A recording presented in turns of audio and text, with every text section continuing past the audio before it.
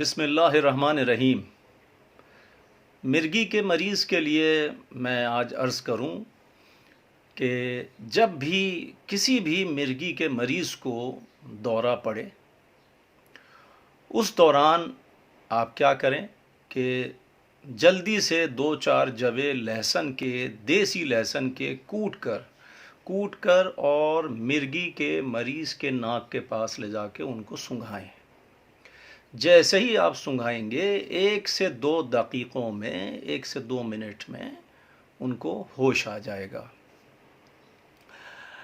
اچھا، اب دوسری بات یہ ہے کہ جب سردی کا سیزن شروع ہو جائے تو سردی کا سیزن میں 8 سے 10 جوے لہسن کے، چھوٹے دیسی لہسن، ان کو گائے کے دودھ میں پکا کر اور روزانہ دن کے ٹائم پر سورج غروب ہونے سے پہلے دن کے ٹائم پہ روزانہ مرگی کے مریض کو اگر آپ وہ گائے کے دودھ میں پکے ہوئے 8 سے 10 دیسی لہسن کے جوے کھلائیں گے اور پلائیں گے دودھ کے ساتھ، تو ان کو مرگی کا دورہ پڑنا انشاءاللہ بند ہو جائے گا۔